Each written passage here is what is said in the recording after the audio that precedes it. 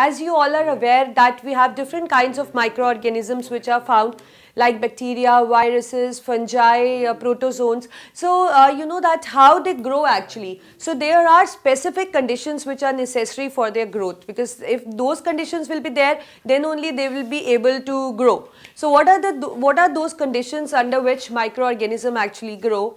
Because we know that, see, some microorganisms are beneficial for us and some are very harmful as they cause disease. But still, if we focus on the conditions which are necessary for the growth, so they are actually these: that they need a suitable medium, they need a suitable temperature, they need nutrition, they need moisture, and they need aerobic and anaerobic conditions. So these are the 5 conditions which are required or which need to be focused if we want to see that how microorganisms grow and flourish well. So the first is the suitable medium. See, microorganism can grow in any medium. So there are different kinds of medium, but like different microorganisms grow well in different specific mediums. So the mediums can be air, it can be soil, it can be water. So depending upon that, where the microorganism actually which medium is required for its growth, because different microorganisms have different medium requirement. So likewise we have different mediums also existing, so they actually grow well in there. They need a suitable medium for the growth. Now there are certain microorganisms which grow in an acidic medium, there are certain which grow in alkaline medium, there are some which grow in a neutral medium. So depending upon their need, actually they can be classified into a, not classified, or depending upon their need, the suitable medium is provided to them. Second is the suitable temperature. Now here also they grow, like there is a temperature range, over a wide temperature range, because some microorganisms grow well in at low temperature and some grow well in hot and some need a moderate temperature. So like we have certain microorganisms which grow well in temperature range approximately 25 to 35 degrees Celsius.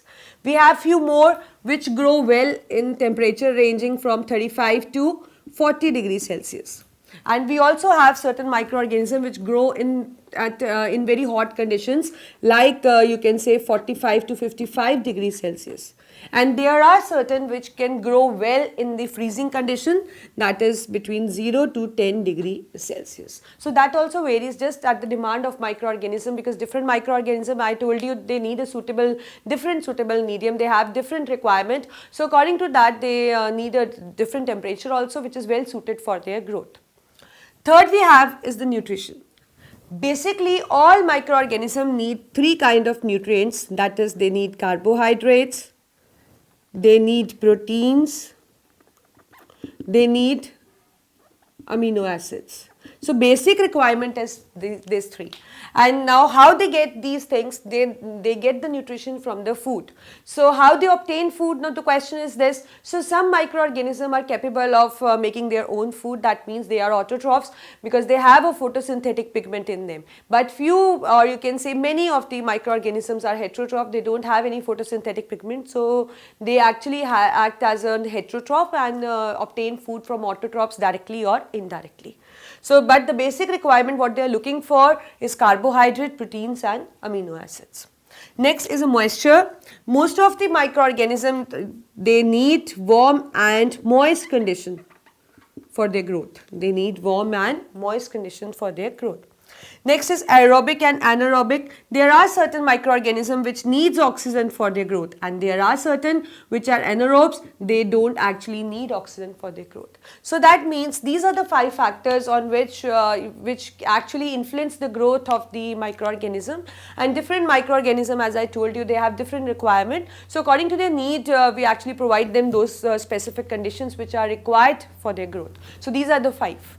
Now see, as I told you that all the microorganisms are not harmful for us, but those microorganisms which are harmful to us or that can cause disease, they are actually called as pathogens. They are actually called as pathogens, or we also call it as germs. So there are certain microorganisms which are actually harmful or can have a, you can say, a drastic impact on us, and they are the pathogens, also called as germs. Now the question you must be thinking in your mind that what is the mode of the infection, that how these pathogens cause infection to us. So actually they can pass to our body or they can pass to any other organism by different modes. So we have those modes. It can be air, it can be food and water, it can be contact, through contact, and it can be through carrier also. Now discussing one by one that how they actually how they act as a mode for the transfer of the infection. First is the air. See, if somebody has a certain kind of infection, like if somebody has a cold, if we take an example of general cold, so if somebody is suffering from a cold or flu, we'll say generally called as flu. So what happened? Whenever he coughs or sneeze, he is releasing the droplets of the saliva in the air, and you are also breathing in the same air. So what he does actually, when he sneezes or coughs, he is releasing those germs in the air, and you are inhaling that infected air into is going into your body. So when it is going into your body, it is taking the germs along. So that means the germs has entered your body. Now they are going to multiply there and they are going to cause an infection. Now what will be the you can say that what will be the impact on you, that depends rest on your immunity. That means how immune is your body towards the germs. So this is how how the air acts as a medium for the transfer of the infection. Second we have is food and water. See, generally all food materials or all water, all potable water which we drink, that are not a mode of infection. I am talking about the contaminated one. I am talking about the contaminated one. So contamination of food and water generally occur due to unhygienic conditions and due to lack of sanitation. Obviously, these are the two factors which contaminate the food or contaminate the water. That is the unhygienic condition, and second is the lack of the sanitation. So these are the two factors due to which the food and water can become contaminated. And if you feed yourself on contaminated food and water, obviously the germs are going to enter your body and they are going to show their adverse effect. So this is how the food and water cause disease. Third we have is the contact.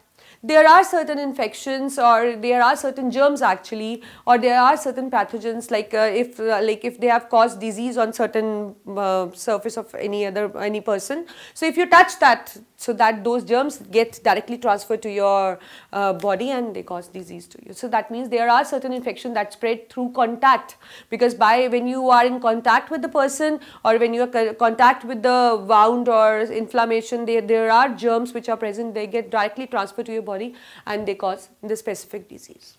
Next we have is the carrier. See, we have the carriers, they are also called as vectors. So what happened? They are not themselves causative agents, but they are the transferring agent. What they do actually, they actually transfer the causative agent, the one which you can say that they transfer the pathogens. They transfer the pathogens to a healthy person. So they are carriers. Like you know that malaria, how malaria occur? Obviously malaria occur due to the bite of the mosquito, and the mosquito is Anopheles, female Anopheles mosquito. Female Anopheles mosquito. So what happened in the saliva of female Anopheles mosquito, there is a causative agent of malaria, that is the Plasmodium. So whenever female Anopheles mosquito bite you, so that mosquito is mixing its saliva with your blood, and in saliva that Plasmodium is present. So that Plasmodium enters through that you can say that bite into your blood, and when it enters into your blood, it is going to multiply there and it is going to show its symptoms and the disease occur. So this is how by the carriers the disease actually spread. You know that dengue, which is very common nowadays also. So dengue is caused due to bite of the mosquito, that is the Aedes mosquito. So again the causative agent lies in the saliva. So when it bites you, the causative agent enters your body and it is going to multiply there and just going to show its impact by developing a symptoms, and finally you have a disease, right? So these are the factors actually through which the disease can be spread, or the pathogens get you can say transferred from a healthy to a weak person. So you should know, you should be well versed that these are the conditions required and these are the mode of the transfer of disease, like from where the disease actually arises or from where the pathogens actually enter into your body.